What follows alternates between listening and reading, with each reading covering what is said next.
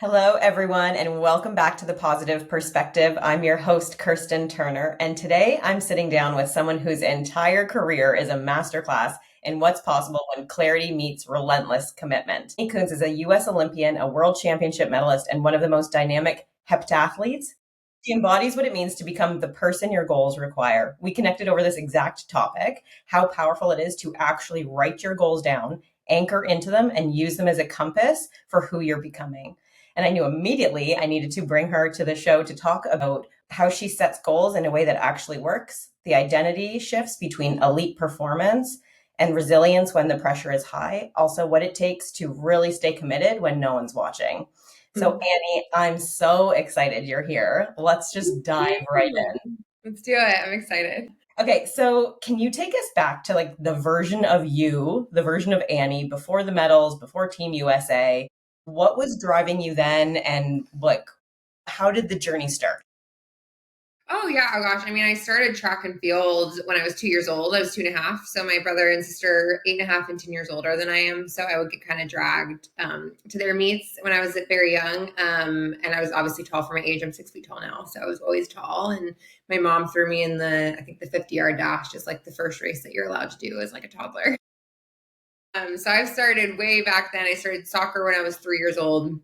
So I think from a very early age, my parents knew there was something there in the talent aspect of things, and did both all the way through high school. They're in the same season in Colorado, so I did them both like in the spring season. But I really didn't start training for track and field until I got to college. I was a soccer player as a team sport, so I prioritized that. I always would just kind of show up to track meets when I could. So when I got to college, but I was dead set on doing both in college. I landed at Texas A&M University. It was a school that was going to allow me to do both. They were both powerhouse programs and felt like the best of both worlds. So yeah, I did both sports all 4 years, which I think when they signed me, they thought, okay, this girl wants to do both. Let's see how long this lasts. And I ended up doing it all 4 years, which I'm Amazing. super grateful for. Yeah, it was an amazing experience. Um, and I think what's motivated me is just the love of the sport. I think has been a huge factor. I just love track. I love soccer. I never wanted to give either one up. I think they both bring totally different things to the table and different fun factors and enjoy. I just enjoy both of them so much. But I think it's also just seeing, what my body is capable of. I think that's always been like a big motivator and like what these gifts that God's given me, like how far can I take this thing and what is my body capable of? I think that's always been kind of an inner drive for me. And then I just becoming an Olympian has been a motivator for me. I think I was interviewed in high school, asked if, what sport I want to be an Olympian in. I said both. So I think it's always been something that I, obviously have had that drive inside me that's motivated me. Yeah, that's amazing. It's so amazing to be able to find your passion at such a young age and then just be able to build off of that. Yeah. Yeah. Okay, so what made you start writing your goals down? So obviously at this point, like you already had goals, you're already like driven and going. But like, at some point, you obviously decided to like put it down on paper. Yeah. What made you decide to do that? And like what were those first few goals? Yeah, well, I mean, I think I've always been like innately goal driven. Obviously, athletes, they're very like, driven by numbers and achievement. And that's kind of always been something that's driven me. But I think for a long time, I was obviously talented athletically. And I think things have kind of come easy to me in that regard up until like college. That was kind of when I first realized, okay, now everyone's, talented and good from where they come from. And so that kind of was like a wake up call. It was like the first time I really felt like I faced adversity. And then obviously going pro uh, after college is another transition period where you step up to another level that I wasn't used to. And so that was like a really tough transition from collegiate athlete to professional athlete. And I think that for years there, because up until that point, I hadn't really had to get, as serious about the little things and really like zoom in on my goals and make a plan and have systems in place. I think it was up until that point I had gotten by talent Yeah. alone and that inner drive that I've obviously had, but I didn't have those systems in place. And I think it showed. It was just really apparent in different areas with my nutrition and, that regard with my body, but then also my mind and my mindset and just struggling in competition, not kind of crumbling under pressure, not knowing how to kind of handle the adversity and the things that I was dealing with. So I think that is when I remember there was like a really specific turning point where I was like, okay, I'm telling everyone I'm training for the Olympics. I'm using air quotes for people just listening for years. I'm like, I'm training for the Olympics, but like, I'm still going out on the weekends. Like I'm having some drinks on Saturdays after practice. I wasn't taking things as seriously as I needed to. And I just felt like I kind of hit a fork in the road where it's like, okay, I can either continue on this path that I'm on and not give myself a full shot and probably leave with regret, or I can really take a turn and narrow in on these goals that I have because I really do deep down want this, but I'm not doing the things that need to be done in order to achieve it. So I think it was just being really honest with myself in my day-to-day routines and habits, and I was doing everything alone. I wasn't seeking help outside of myself, and I struggled. And of course I struggled. So I think I just got to that point where I, had to make a decision and take it very, very seriously. And that's when everything turned for me. That's amazing.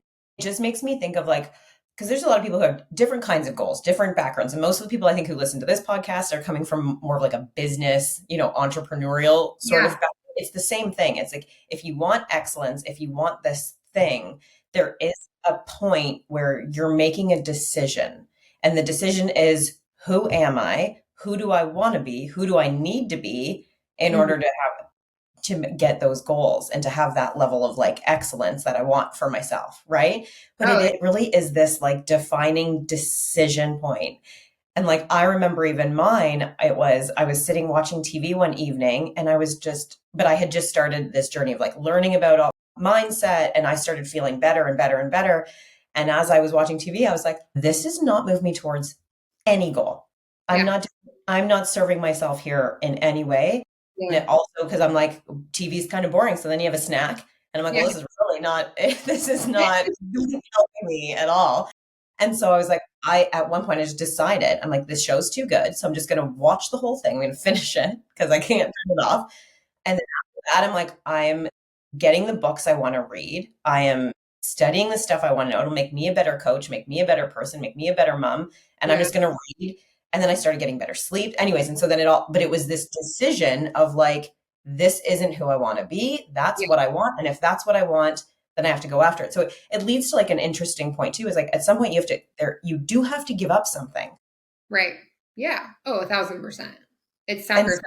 It's sacrifice, it's discipline, and it's being honest with yourself and understanding if the habits and the behaviors that you're implementing in your life are either serving you or not serving you towards those goals. And I think it's really hard to be honest with yourself in those moments sometimes. Yeah, it leads me to the question of like, because at some point when you start chasing those things, the people around you who you have gone to party with, or you have to, you start to take a different path. Yeah. And some people support it, and some people you kind of just fall apart from because they haven't stopped doing those things. Did you face that? And did you find that? Yeah. Well, I mean, that's the hard thing, with being an Olympian, the Olympic journey, the sacrifice that it takes in those years where, your early 20s, mid 20s, even late 20s, you really, obviously I've been doing this for almost a decade, where professionally 8 years. So it's like, you go through, where everyone's graduated from college, or people are in college, you're a student athlete, and like, there's those sacrifices. Then everyone's fresh out of college, they're in your early 20s, they're partying, they're going on vacations, they have their careers getting like stable and they're getting their finances stable in a place where I never was in my early 20s, because it's really tough in track and field to be financially independent. And so you kind of see all the people around you having freedom and being able to go out on the weekends and work a 9 to 5 and then be able to turn it off. It's like, you don't turn off the Olympics. Like, that is literally on at all times, is 24/7.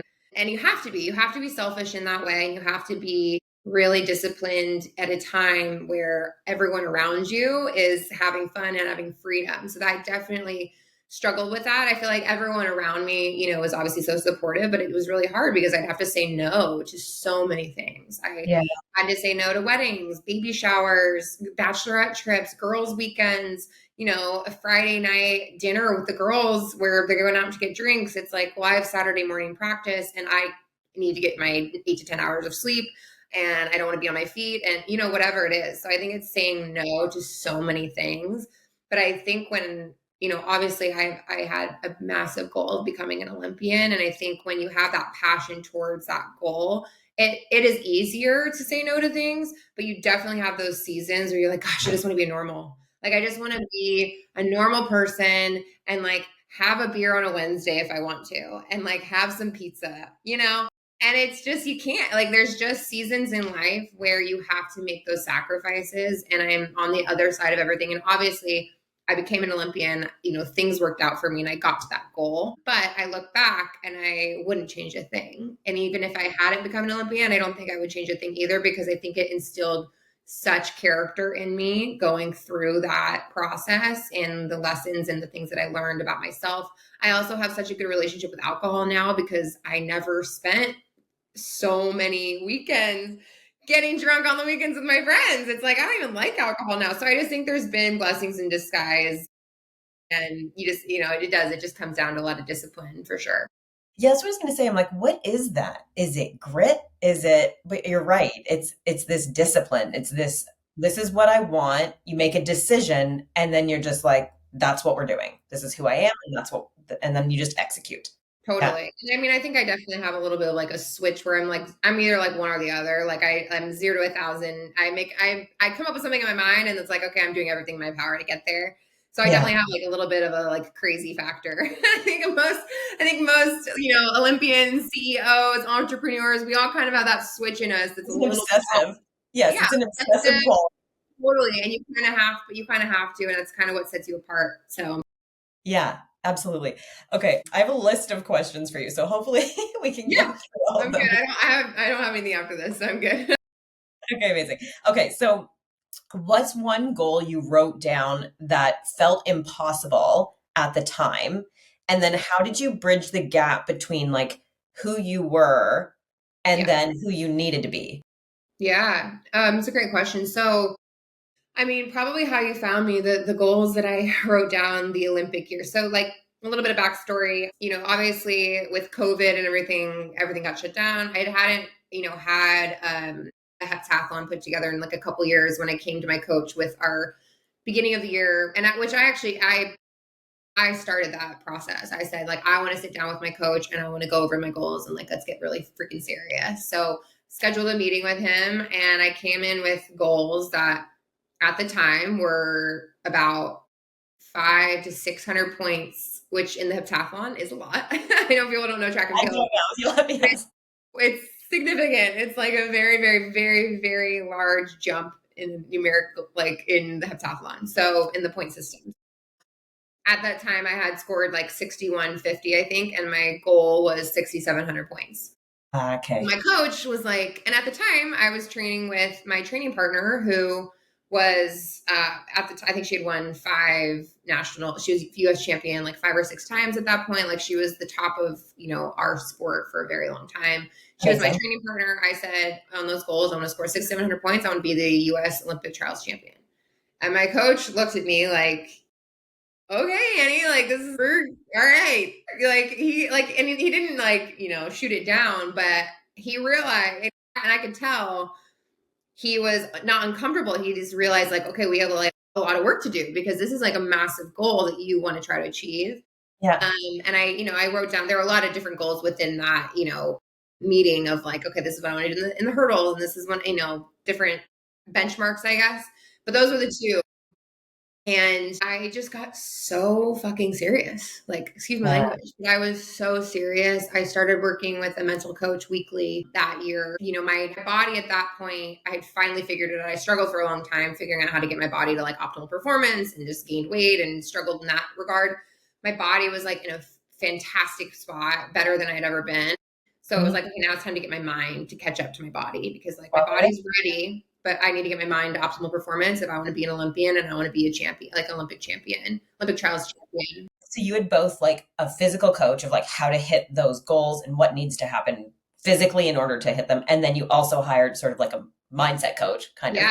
And right? then I had like my like medical practitioner, nutritionist. So and then obviously like my strength. I mean, it takes a village, but I had Yes. in every area of what I was trying to accomplish, I had a coach that was helping me get there. So that an expert in each of those fields that was really, and I looked at this year and I said, this is my last shot at this. This is the year going to the Olympics.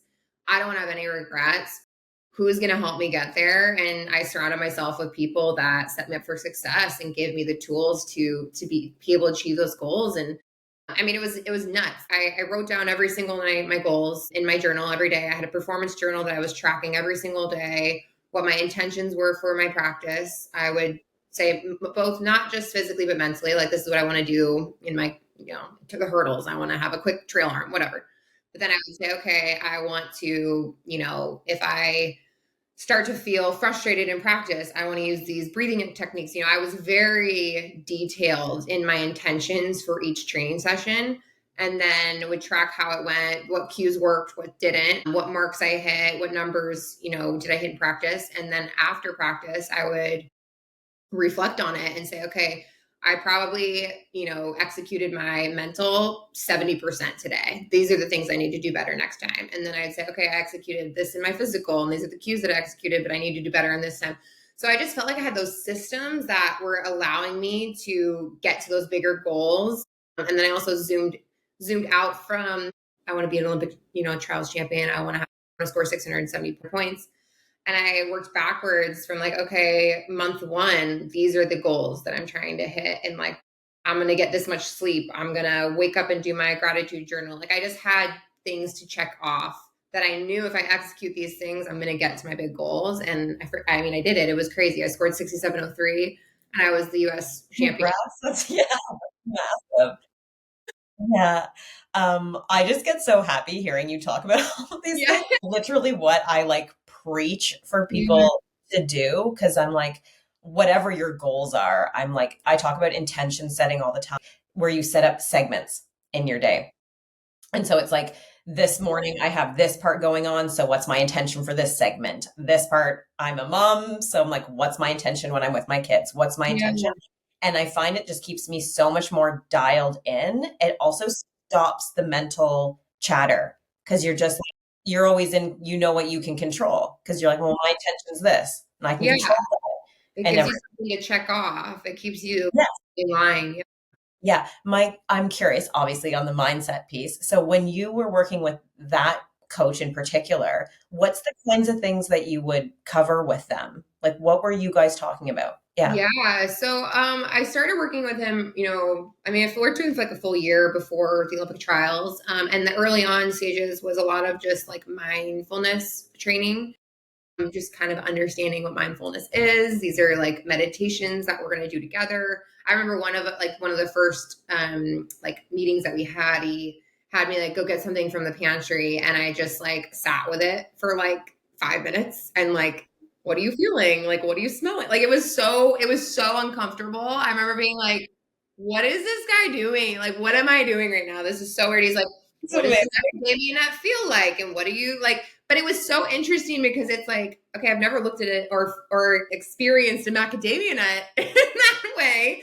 So Yes. it really was just learning how to be present and aware. And, so he kind of gave me like a 6 week like mindfulness practice, or not, I don't know, I guess, course or teaching, whatever. So 6 weeks, yeah, practice. We were zoomed in on mindfulness practice. And then from there, and that was really important because it kind of set the foundation. And then I would, implement things where I'm doing meditations in the morning. I'm doing body scans at night. So that way it really became like a subconscious thing. And that, that's the biggest thing that even I've noticed just throughout the years, where you obviously ebb and flow with your habits. And there's times where I drift away from those practices. Then I notice, obviously, those are like the times that I'm the most anxious, I'm struggling the most, because I'm just not present. And so learning how to be present and really practice mindfulness in your day to day, and in competition was like the biggest thing. And then obviously once you get into competing, it was like breaking down, what was going on in my meets, in my practices, where I would have those breakdown moments where I kind of get taken out of the present moment. And then we kind of figure out ways to navigate them, breathing techniques, kind of find the systems to anchor me in those moments so that I can be present in competition. That just allows you to really get the most out of yourself. That's incredible. It Yeah. makes you read The Power of Now? I haven't. No. Okay, because his entire book is about how important being present is. And it's like, Yeah. I'll have to read it.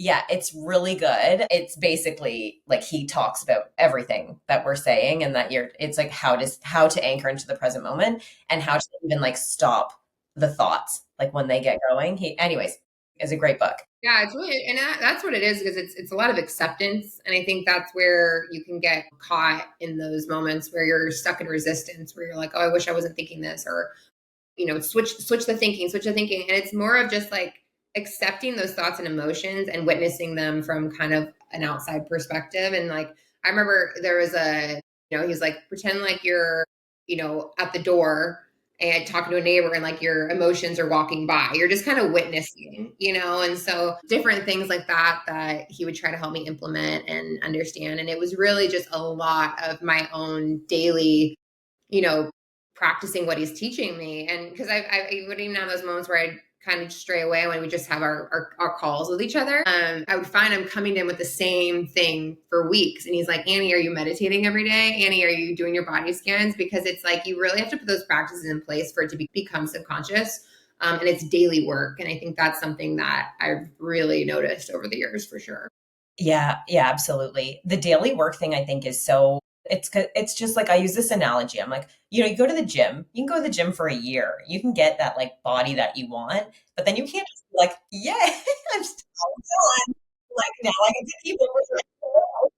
Yeah, no. And it's the same thing with our mind, right? It's like it's daily practice. But I like what you said because it is true. At some point, it just becomes this automatic thing. You become more grateful, you notice those things more. So as much as it is practice, it does get easier. And I think the idea of like having to sit down and find quiet, and I remember the first time I did, my mind literally I sat down and my mind was like, this is a fucking waste of time. This is Yeah, a no, waste totally. of time.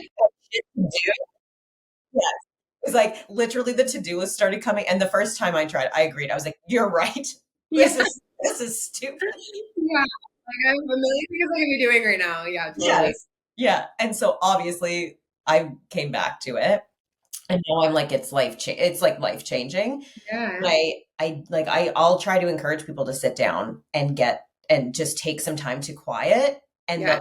that to-do list does go away eventually. Yeah. And then you can be more creative, you can get more focused, you anchor and you ground and you feel clear. Exactly. So I love that you point that out though, because it is true. Yes, in the beginning, you're a little bit like, what am I doing? Why am I doing this weird thing that you want me to do? But there's Yeah. method to the madness, basically, right? Absolutely. Okay. Most people set goals, right? Especially, this is actually a great conversation for us because we're coming up to New Year's, right? Yeah. We're up there. So most people set goals, but they don't become the person who could achieve them. So I guess I'm curious, how do you align identity with goal pursuit? It's a good question. I've even, I think a lot of it is self-image, and you have to improve your self-image if you want to get to these goals. Because if your self-image isn't aligning, you're never going to get there. And so that often, like, the amount of times I didn't believe what I was writing down in my journal, like I would question it. I'm sitting here like, this is fucking crazy. Like, I don't know how I'm going to score 6,700 points. I had the worst practice of my life today. Like, there's so many times when, I personally didn't necessarily believe what I was writing down. But you trick your brain. I always say this, I tricked my brain into believing I could do it. You have to trick your subconscious, and that really improves your self-image. And then you have to put the systems in place so that are aligned with that person that at the end of the day is going to get that goal. And that we had that conversation a lot with my mental coach too, is like, who do you want to be? And forget the medals, forget the winning the Olympic trials. Like, who do you want to be? What does the Annie look like at the end of the day, whether you win or not. And a lot of times, I wasn't aligning at all with the Annie that I want to be. And I would sit there and he challenged me, my coach challenged me a lot to say in moments where he's like, you're anxious, you seem like you're not putting, you're not doing the work where you're meditating every day. There's things about you that, you don't seem as joyful. You don't seem as like you're having as much fun. Do you want to be at the end of this journey and look back and say, gosh, I was anxious the whole time. I didn't have any fun. I, didn't do the things that I know make me more peaceful and joyful through this? Or do you want to be the Annie that is like so present and has so much fun? But yeah, so it's like who do I want to be as a human and a person in my character? And I think you really have to align habits and behaviors that are going to become that person. And that's where I kind of touch on like just being honest with yourself, and that can be challenging. That can be, and it's hard work. Like it's really hard work when deep down you're questioning yourself and you have self-doubt, and that's especially, and that's just a part of life. It's like, I think everyone struggles with that, with whatever you're chasing, whether you're starting a company, whether you are being a mom, just being a mom, and the self-doubt of like, am I doing a good job? I think we all struggle with that. So it's really putting systems in place to combat those thoughts and those patterns so that you can improve your self-image to align with those goals. Yeah, I love it. So we're basically like what we're talking about is reverse engineering. It's Yes. like, Yeah. who is that person? Like, what's the happiest version of me? What am I doing? What does my day look like? What have I accomplished? And then it's going back and being like, okay, well, if that's what I want, what has to happen this month? What has to Yeah. happen in a week? What has to happen in the day? And like break it all down.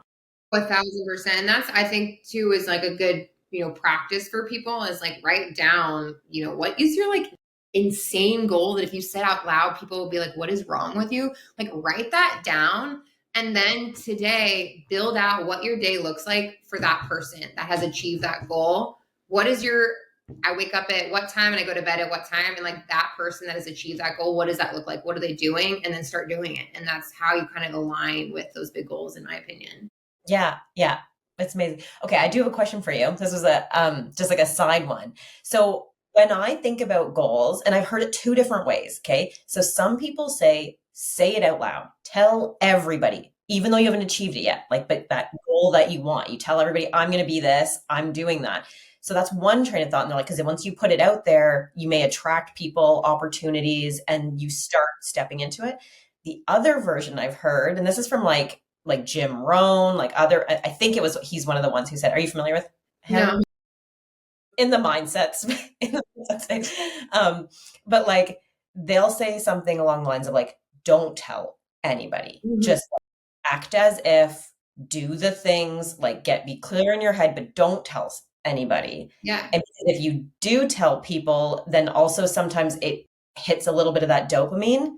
Yeah. And so you may not actually push as much because you're saying it, but then you don't.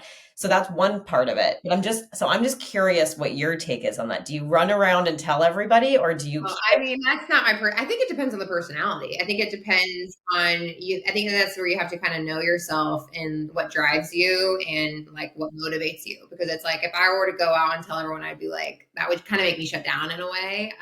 I also am just more shy, I guess, in that regard. I don't like talking about myself I get awkward and uncomfortable. So I just know that about myself. I think it's important to share it with the people that are helping you get there. I think that and that's me, like, okay, I went to my nutritionist. This is my goal. How do I get there? I went to my strength coach. This is my goal. Like, I want to do this. How do I get there? So that you can figure out the systems and what to implement so that you can achieve those goals. But for me, it was more of a personal thing. Like, and no, again, behaving the way and putting like those practices into my day to day and just behaving like that person that has achieved those goals.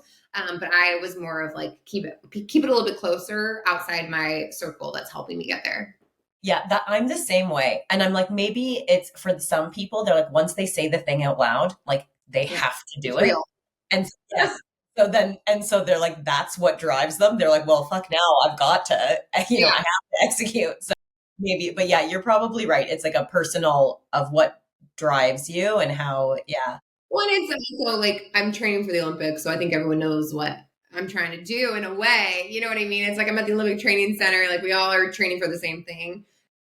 But I think, yeah, the details of my goals I've kept kind of closer.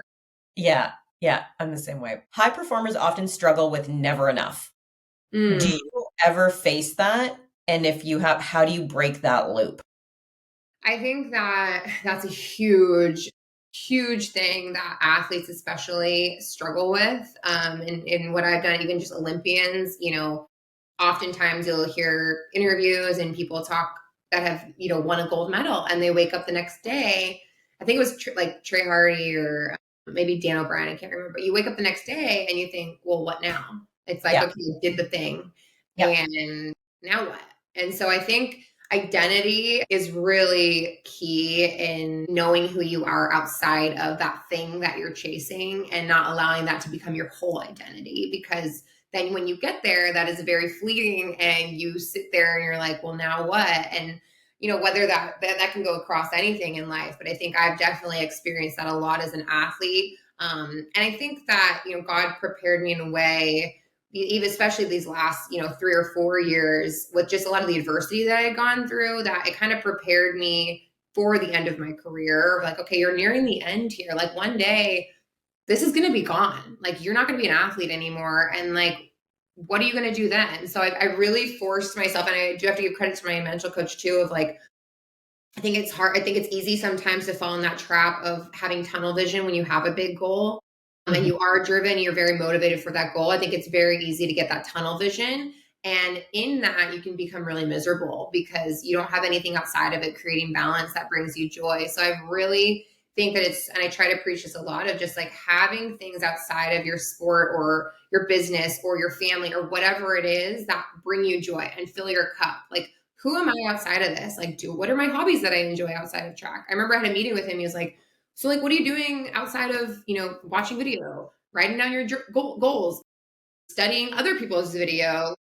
I'm like, I don't know. I watch like Netflix with my dog at night. Like, he's like, so you have nothing else that you're like doing that fills your cup? And I'm like, yeah. He's like, no wonder you're miserable right now. Like, no wonder you're not having fun. And I've noticed like the times that I am the most successful in my sport is when I have balance, when I make time for my friends, when I go to the brunch on a Sunday with my girlfriends, when I went to like a random pottery class because I love pottery and I have like an artistic side that I just never felt like I had time to tap into because it's only track and field and I gotta go to the Olympics. I think that it's so important, the idea of identity outside of your sport and really figuring out who you are. So because it's like those goals, there's always going to be the next thing. There's always, like, and I say that all the time. I'm like, okay, I went to the Olympics. That was my whole goal forever. I left the Olympics. I said, I'm not done. I want to win a gold medal.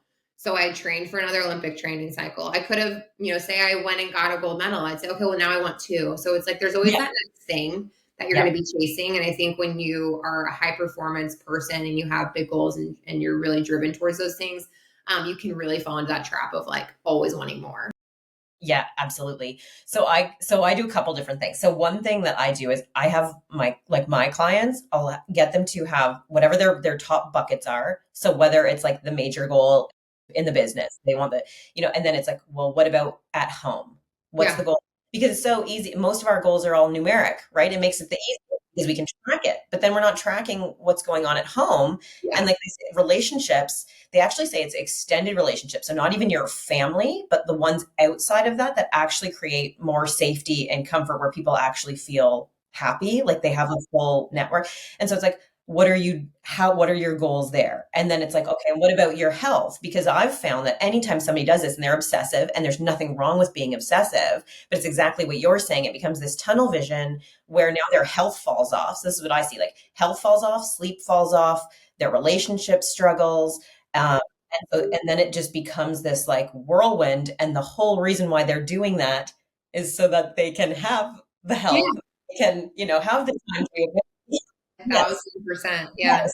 And so it becomes this whole thing. So I also do human needs psychology. Are you Mm. familiar with? No. Okay, so basically talks about like there's 6 human needs. Yeah. And so the first one's certainty. So it's that you feel everybody needs to feel safe and comfortable and like they know that they're not Yeah. going to die and they know what's going to happen. But they say that like if you know what's going to happen all the time, you'd get bored, right? So then we Totally. have a need for variety. So we need excitement, we need something to be happening. And then there's the need for significance. This is the need to feel unique, to feel special, to feel important. And then love and connection, that we feel belonging, that we feel accepted. And those are the four needs of the personality. And then there's the two needs of the spirit, which is I generally end up working with these people where their top two needs. We always have top two that are driving us and helping us make our decisions, Yeah. helping us. So sometimes they're not helping us. It depends on how we're meeting them. Their contribution, so doing more beyond yourself, and growth. And growth is the need. And so this is what I find is that people who are really driven by growth end up in this never enough piece, but they're also the people who are hitting these amazing goals, Yeah. creating, these businesses. And I just, like you feel for them. So anyways, I have them go through different exercises and activities to get out of that like Yeah. never enough loop. But it's exactly what you're saying is it's like you need to be full rounded and Yeah. find the balances. Otherwise you end up with like a highway to stress and a dirt road to happiness, and you don't know the things that make you happy or fill all of your human needs. Absolutely. It just puts too much weight in that thing to like bring you joy. And I think that's too what I've run into is like when you have those big goals and those dreams that you want so badly, like you just are gripping so tightly to this thing. And I've noticed that when you're gripping that tight, you really get in your own way and it like really deters you from those goals. And when you release that grip on the things and you kind of let go and just allow things to be and like Yes. prioritize the things that make you happy, that's what's going to allow you to get there. So I think it's really important for sure. You call it like the art of detachment. Like, how do you, yes. Yeah. And it's so hard because, and I would struggle with that for so long. Like I remember going into before the Olympic trials, my coach and I, we would just talk ad nauseum about it. Cause I'm like, how do I just like not, how do I just like let go? Like I'm just supposed to not like, and he's like, it doesn't mean you're not trying. He's like, you're not, it's not trying. It's just releasing to like what is. And knowing like, and that's what I got to that point. I finally was able to like act like truly believe that and let go right before Olympic trials. I was like, okay, God, I give it to you. Like, and that's the thing. It's like, I know I'm going to show up. I know I'm going to give it my best effort. I know I've done everything in my control to get there and I'm going to perform the best of my abilities. And if at the end of the day, my best isn't what gets me there, then I have to be at peace with that. And I finally got to that point, but I think it's a really, really tough thing to like fully believe and just let go. It's really challenging when you have such when you just have something that you want so badly. Yeah. I think it comes to your values too, right? Like, because we all have different values, but somewhere in there, there is a value for people who want that next level, who want that excellence. There's Yeah, this, that yeah, comes into that. And so it's this balance of also not wanting to lose the thing that's driving you yeah. so there's this internal conflict that can happen. I call it like the paradox of like driving versus the thing that's also holding you back from your happiness, but it's the thing that gets you going. And so you have this It's so tough to navigate. Totally. yeah. What part of your daily routine is non-negotiable? I feel like you actually have a list though. I don't think there's going to be like one thing. And what's the thing that anchors your mindset? And the thing that anchors my mindset the most is gratitude. I really that was the thing too when I would feel stressed or anxiety or we talk a lot about that with my my training and my mindset stuff is just what are your anchors, and gratitude was always like my biggest anchor because at the end of the day it's like I'm so grateful for this opportunity. I'm so grateful I get to push my body and like use the gifts that God's given me. I'm so grateful my family is in the crowd watching me do what I love. And so that just kind of like releases the tension that you feel in those anxious moments for Yeah. me. And like my faith is really grounding for sure in me and is an anchor. That's definitely like when I'm in competition and even just in my day-to-day life now, like I start every morning with a gratitude list. I just think that it sets the tone for the day. I think there's so much research to show like what just starting your day with gratitude can do and like your perspective and outlook. So that's probably my biggest anchor. And the non-negotiable for sure. I do my devotional in the morning with like a gratitude list and movement. Those are like my three for sure in the morning. I get my walk and my walk in the morning is really, just time to like meditate, just be, sometimes I won't even like listen to music or anything. It's just kind of my like thinking time. I Yeah. walk down to the beach from my house, and I notice the days that I don't get that in, even if it's just a 20-minute walk, 30-minute walk. I'm just not as peaceful. I just feel like I'm playing catch up. I just don't. I feel like it does. When I don't take time for myself in the mornings to really just have a routine that like sets the tone for the day, I'm much more miserable throughout the day. Crazy. You're more reactionary and like all these, yeah, 1,000%. Yeah, I love that. I started doing, so I also, like you, do gratitude in the morning. And Yeah, then before bed, I call it like the highlight reel. So I'm like, I have to find like the top three things from the day I love that were that. like the best moments. So bedtime is highlight reel, morning time Yeah, is I like, love that. I'll have to start implementing the highlight reel. I like that. Yeah, yeah, it's so fun. And then really what you're doing too is you're programming your brain to be finding the highlight reel all day long because you know totally. that you're gonna, and so then you just see it and appreciate it. And I find like it helps anchor me in with my kids. Oh yeah. So yeah, yeah, it's fantastic. Okay, love it. How has understanding your own psychology helped your training? Oh, everything. You gotta get to. I feel like I did, and that's the thing too. When COVID happened, obviously everyone went through their own struggles. It was like such a challenging time for people, and there was talks at one point. That's kind of what got me in the door of like therapy. Was there were talks about canceling the Olympics, and at that point we had trained for 4 years. So, Um, and I had put my life on hold. I didn't, my relationship. I didn't get a job. It was like everything. I struggled because I was like, if this thing gets canceled, like I really don't know. Like it would just be debilitating crump. Like I would be devastated. So that got me in the door with therapy. And what a gift. Like, what a gift. I always say, like, therapy should be the law. I think everyone should do it at some point in your life. yeah, You don't necessarily need it all the time, but it's such a tool and a resource to understand yourself better. We all have traumas. We all have things that we've been through in life that have, made us the way we are. And I think when you really take a step back and try to understand what makes you tick, it's such a gift because it allows you to understand yourself better. Your partner can understand you better. You yeah, can, just handle things in a different way and have like an outside lens on things. And that, helped me so much with yeah, my competition and like understanding how I operate, understanding, even just the dynamic with me and my coach and things that would trigger me with yeah, that relationship and knowing how to navigate it, that having an outside source be like, this would be a really healthy way to bring this up with your coach. It's just, there's no cons to therapy. I think it's something that is such a gift. And it opened the door for me to realize like I should get a mindset coach for competition. Like I need someone to help me really figure out how I tick and how I operate and what's going to set me up and allow me to perform at my best in the competition side of things. So I'm a huge advocate for that. yeah, same. I think like I remember having this really naive experience early on where I was just like, I hit this like breakthrough, right? And I'm like, like I'm great now. I'm like, I love me. I'm Yeah. fantastic. And like obviously I still have things to work on, but I'm like, and then I remember just like, and then somebody asked me, they were like, oh, so like what are you working on now? I'm like, I did it. I think I'm good. Yeah. And then it was like literally like the next day, it was like, boom. Oh, Oh no, we're not. It's yeah, never ending. we're not good. We're not good. I know it's so hard, but I again, was, yeah, it's the daily work and like making it more of a habit to work on it because it's like we're all wired certain ways and we're going to struggle yeah. with certain things our whole life. So Well, we having all have another level. Like, so like, you hit this one thing and now I'm like, well, now my goals have shifted because I've hit those. And so I have these new or different goals, or now I'm like, okay, well, maybe now I want to do this thing. And then I'm yeah, like, oh, but there's fears that are stopping me. What am I afraid of? What am I? So I'm like, there's always something there. So like you, I'm like that, the mindset coaching piece and being aware. And then I'm like, it just allows you to accelerate so right. much faster. Like maybe you'll figure it out on your own. Maybe maybe you sit down after work and you do spend the time and you do it and you make progress.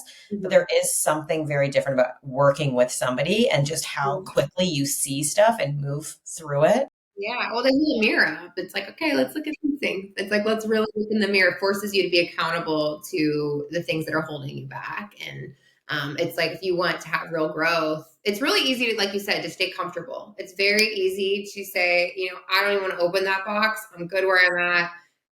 But I think that, is why people feel stuck for so long. I think it really opens the door for growth and build your character. And I think it just allows you to really, get the most out of your life for sure. Yeah, you've said a couple things, and I think it's been an underlying theme through this conversation, but I think it's important to note is like we talk about clarity. Like first we kind of started talking about clarity about goals, but we Yeah. now are also talking about like clarity about yourself, like Yeah. clarity about who you are. And that really does take some questioning. And I mean, I remember like asking myself that I'm like, it sounds like a silly question. Who am I? Yeah. Right? It sounds silly. Like Yeah. even to ask a client like who are you? And I Yeah. have asked, and they have a hard time answering that question. Yeah, yeah. And so, How do I detach from who I am from the thing? Because it's like, who are you? I'm Annie. I'm an Olympian. I'm an athlete. It's like, no, like, no, like, who are you? Like, who are you? yes, It's yes, really tough. And I think that's a great question to ask people because it makes you sit and think, like, do I even know who I am? And I think that's why it's hard for people to kind of open that box, like I said, because you have to be really honest and sit with yourself and figure those things out. exactly, which is what the second theme is. It's clarity on what you want, clarity on who you are, and then the second part is accepting it. Yeah. Yeah. Okay, that's what your soul wants you to be a public speaker, but you're frightened to stand on stage. How Yes. do you feel about that? Can you accept that? Because now you've got some work to do, right? It's this like funny kind of thing.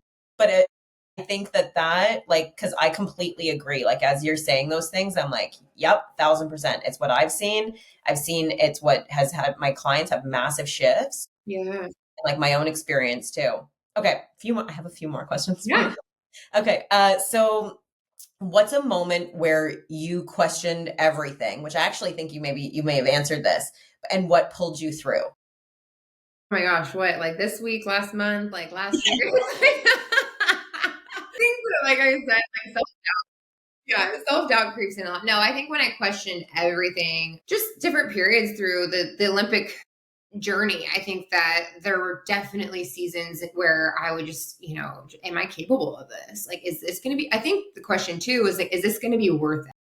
Yeah, And I think that was something that I kept coming to, where that fear would start feeling debilitating of like, okay, if I don't do this, if I don't become an Olympian, was it all worth it? I spent 5 years of my life and I didn't get to that thing. And like, now what do I have to show for it? I think that was something that I grappled with a lot. And the fear of not getting the thing and not achieving the becoming an Olympian became debilitating at times for yeah. sure.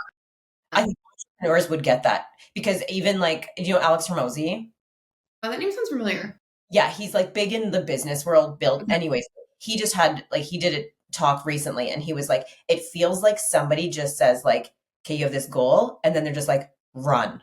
They Yeah. don't tell you where, when you get to stop, Mhm.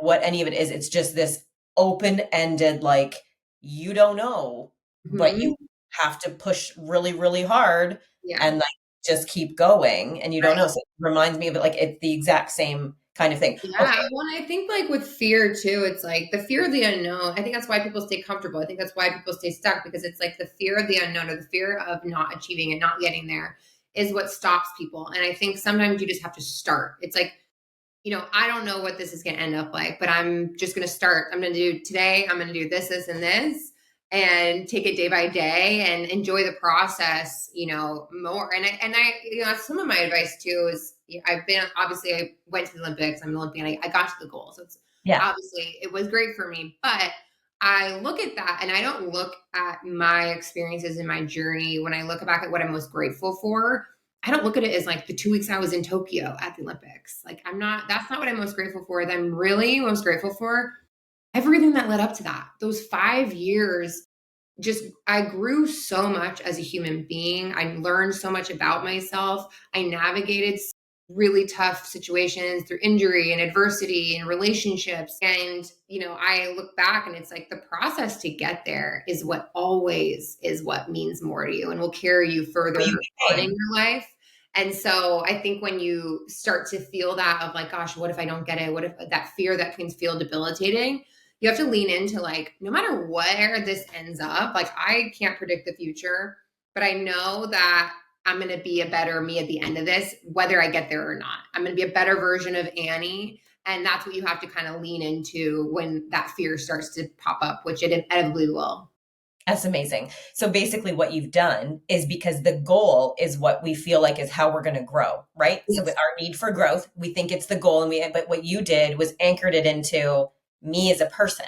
Yeah. No matter what happens, I know I'm going to get better. I know I'm stronger than the Annie I was like a year, 2 years, 4 years ago, and Totally. so that's such a good mindset shift for people to Yeah. like really go. You can have this goal, but know that no matter what, there's growth, Yeah, right? like forget where it ends up. Just forget the end. I know, I know we're all chasing the goal, but forget the end goal. Like that's really the best advice I can give in a way of like know that whether it ends where you want it to. I think that's where we run into like, even, I'm Christian. I run into like, I want it to be my plan. I want it to be where I want it to end up, Yeah. not God's plan. Like we can't predict things. We don't know where it's going to end up. So it's like, obviously you need to have the systems in place to get you to that goal. But at the end of the day, you kind of need to forget about the end goal, being Yeah. like, you can't grip on so tightly and really try to just soak in the moment. And that goes back to the mindfulness and being present in the day to day and enjoying the process and the journey and Yeah. knowing no matter what, you're going to be a better you because of it.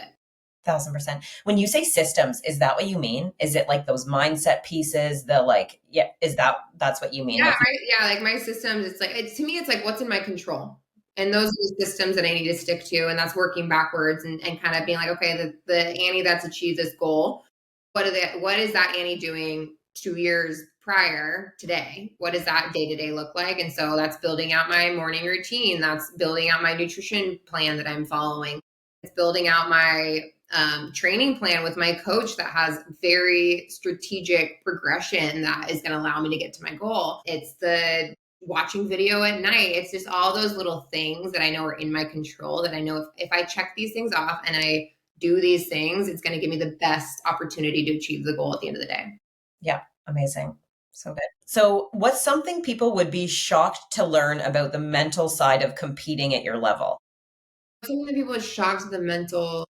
I mean, I think that with what I do, what it's not like it's quick and I'm like over it's a 100-meter dash. What I do the heptathlon, it's 2 full days. So it is like the most just exhausting 2 days of my life mentally. Like it's like you can't, like I said, you can't turn it off. And it's like you have day one, you could crush day one and you got to go home and you have 6 hours and then you got to wait. Like it's just, it drags on and on and on. So I think just being able to stay in it mentally is like for that long of a period. And also being able to have short term memory loss is like crucial in the heptathlon because it's going to either go your way or it's not. And you have to forget it either way. And that's a lot of that practice that I talked about, just being present and mindful, because I think a lot of times we get stuck, not just in competition, but in life of like something that's already happened that you have no control over. That's where you get Yeah, depressed and you stew in those moments, or you're anxious of something to come and you're kind of getting ahead of yourself and creating these stories in your brain that are not serving you. So I think it's the ability to have that short-term memory loss and just be able to stay present for literally like 72 hours. And I mean, even more than that, because the week leading up to the competition is just like agony also. You're like, can we just get this shit over with? Like I'm ready to just like be done, okay? Because the mental side of it is just so taxing. I just like I yeah, feel like I could sleep for 3 days after a competition physically, but more mentally. yeah. It's so funny how like, but it's the thing that once you've done it is like the most rewarding thing. Like, The thing that oh, you're like, why did beyond. I sign myself up for this? Why did I do this to myself? And then after you're like, that was great. Like, That's over. I'm like, let's sign up for another one. I can't wait for the next one. And I'm like, God, I was literally miserable waiting for this to come. But you're right. It's like that's why we do it. It's like you push yourself, you really challenge yourself in those moments and see what you're capable of. And so to be on the other side of those competitions or events or whatever it may be, it's like it's so rewarding and yeah, a lot of reasons to be proud of yourself for sure. yeah, it almost is like what you when we first started talking. It's like this is who I want to be, this is what I'm Yeah. doing, and this is you just anchor in and like, yeah, and then it's who you become. Yeah. Um, okay, so there's accomplishment and then there's fulfillment. How do you create both? I think it goes back to kind of what we talked about a little bit earlier of leading in and really figuring out, what fills your cup outside of whatever it is that you're doing or whatever it is that you're chasing. I think fulfillment comes from the joy that you find not in the accolades, not in the accomplishment. It's I love my morning cup of coffee. I love spending one day a week with my girlfriends. I'm so much happier when I make time for those things. I'm so much happier when I make time for a workout in the morning or movement or whatever it may be, Yeah, same. or being a mom or being a wife or a best friend or a sister. I think it really is like the values that you hold to yourself and that in the person that you want to be outside of whatever it is that you're Yeah. chasing or whatever you're doing. I think that's where fulfillment comes from.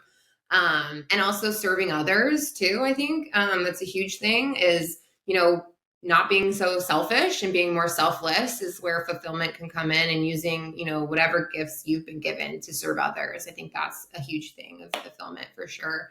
And then accomplishment is like, I'm an Olympian. So like, we know those, you're chasing the things, the numbers, the achievement, the medals, the goals. So it's that stuff's fleeting for sure. Absolutely. Yeah, I had a client and he was extremely successful. And Yeah. he was like, I'm successful, but I don't feel success filled. And that was like his Huge. way of framing it, right? And I'm like, it's all what we're talking about. And so I'll have my clients do like, what's your joy list? And Mm-hmm. it's amazing that some people don't like it's hard to get it on paper. What Yeah. are the things? Like you said, warm cup of coffee. I'm like, exactly. It's that easy. But if you don't know that that's one of the things, then you'll wake up in the morning, you'll down the coffee and you're gone. And you don't actually acknowledge that that is like a couple minutes of like your happiness. But when you an intention or when you know these things, you enjoy them more. And this is where the gratitude practice and stuff comes in. Yeah. But yeah, I like a joy list of Yes, like I love that. happy. Yeah. I also like to do it for each of the human needs where I'm Yeah. like, what is because you'll fill your needs either in neutral, negative, or positive ways. And so the goal is that you're always fulfilling them in a way that's best for you, best for the people around you, and best for the greater good. Oh, I And love that. right. And so it's to go through each need and be like, okay, what can I do without anybody else that Yeah. fulfills each of these needs in the best possible way? Hey, oh, I love that. It's so good. Like it's like the best practice. Yeah, it's like you said, it's just intentions. Like I think like when you just get really intentional in all those areas of your life and your values, your character, your achieve all the things, it just brings so much clarity, like we touched on, and Yeah. that makes life so much easier. And I think it allows people to, because so many people do people pleasers. People have a and then and then setting boundaries becomes, but the minute that you're like, well, these are the things that are really important to me. This is what I prioritize. I do prioritize my friends, but I have to say no to that thing. And so Yeah. all of a sudden those things start to become easier, but we have to like do that other work first in order to be Yeah. able to pay with saying no sometimes. Some people Like, have it's easier, but a lot I, of people hard for struggle. me. Yeah, I was calling them HAPs for a while, high achieving people pleasers. I love. Okay, my last question for you. If someone listening feels stuck, overwhelmed by their goals, where should they start? Seek help. Seek like I think it's very easy when you're feeling overwhelmed or you're maybe feeling more depressed or overwhelmed and stressed, anxious, all of those feelings. I think it's very easy to isolate.